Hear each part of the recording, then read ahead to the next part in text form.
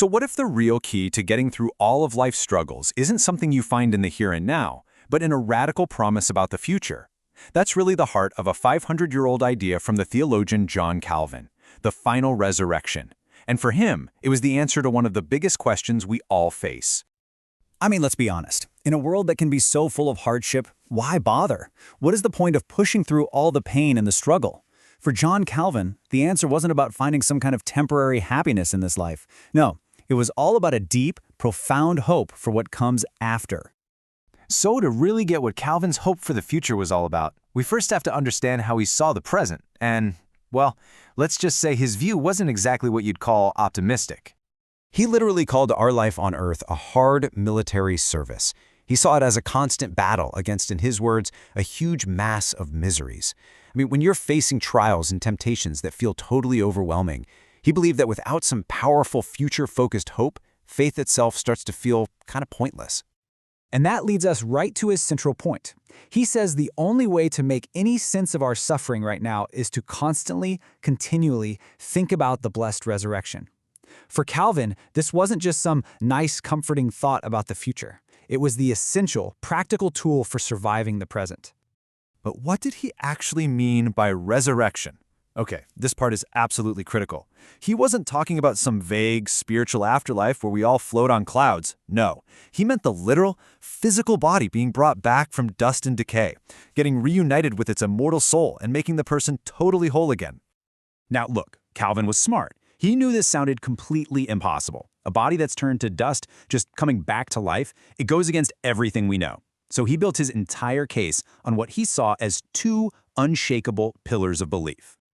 His first pillar was the prototype, Christ himself. For Calvin, Christ's resurrection wasn't just a one-time miracle. It was the model, the blueprint, and the absolute guarantee of our own. The second pillar was pure power. If God is all-powerful, omnipotent, then something like bringing a body back from dust, well, that's not really a problem, is it? And what's so fascinating is how tightly he connects our destiny to Christ's. He argued that you can't have one without the other. They are totally inseparable. In his mind, if you deny that believers will be resurrected, you are logically forced to deny that Christ himself was resurrected. His victory over death was for everyone who follows him. For his second point, Calvin uses this brilliant analogy straight from the natural world. Think about a seed. You have to bury it in the ground. It has to decay, it has to die, before it can spring up as new life. For Calvin, this was proof that God's power to bring life from death is literally woven into the fabric of creation all around us. Of course, a belief this radical is going to bring up a ton of questions. I mean, it's only natural, and Calvin was ready for them. He basically set out to tackle the biggest doubts people had back then, and frankly, the same ones we still have today. Okay, so here's the first big question people always ask: the body. If it comes back, are we talking about this same weak, aging, flawed body that we have right now? Or is it something totally different? Calvin's answer is pretty nuanced here. He says it's the same substance, but a totally different quality. So think of it this way. It is your body, the very same stuff, but it gets a massive upgrade. It goes from being mortal to immortal, from corruptible, meaning it can get sick and die, to incorruptible, from lowly to glorious. Same you, just perfected. All right, so the next big hurdle is this idea of annihilation. You know, the belief that when the body dies, that's it. Game over. Your consciousness, your soul, everything just blinks out of existence. Calvin argued hard against this. He pulls a few key arguments from Scripture to make his case. He describes our body as just a temporary tent that our soul lives in. He points directly to Christ's promise to the thief on the cross, "Today you will be with me in paradise," which seems to imply an immediate conscious existence after death.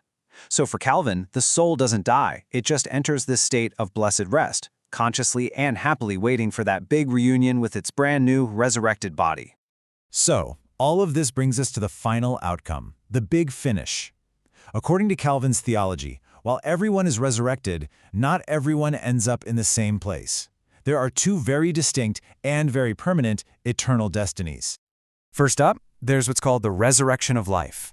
This one's for the righteous. They're raised to a state of complete, unending blessedness, joy, and glory.